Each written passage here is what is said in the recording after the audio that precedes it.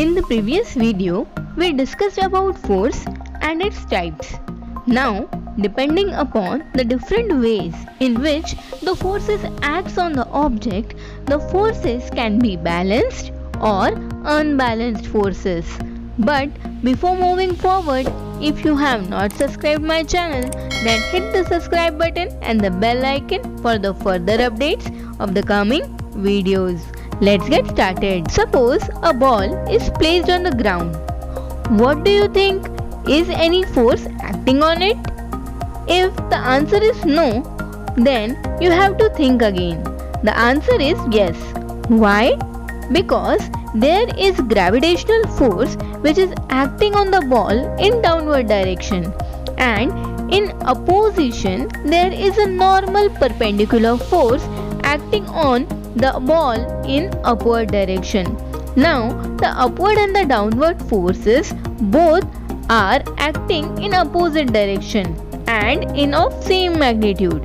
Hence the forces are balanced. When Earth is revolving around Sun, there is gravitational force of attraction between the Sun and the Earth, which pulls the Earth towards itself. But due to circular motion of the Earth, centripetal force is acting in outward direction, which pulls the Earth away from the Sun. These two forces acts on the Earth simultaneously in opposite direction. Hence, the net force acting on the Earth is zero. Therefore, Earth revolves around the Sun with uniform velocity continuously, because the net force acting on the Earth is zero. When the forces acting on the body is such that net force acting on the body is zero, then the object which is at rest will remain at rest, and if the body is moving with uniform velocity, it will continue to move with the same velocity without any stoppage. This is called it as balanced forces. Now, suppose a ball is rolling on the floor. After some time, the ball stops moving. Why? When ball is rolling, forces are acting on it. Which are that forces?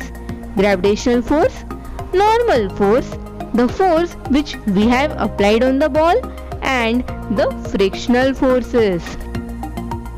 Gravitational and normal forces gets balanced.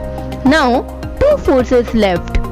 Force due to our body and frictional force due to surface. Now, when we apply force on the ball, frictional force tries to stop that ball. Here, the force on the ball applied by our body is not equal to the frictional force. Hence, the body keeps moving due to the unbalanced forces which is acting on it.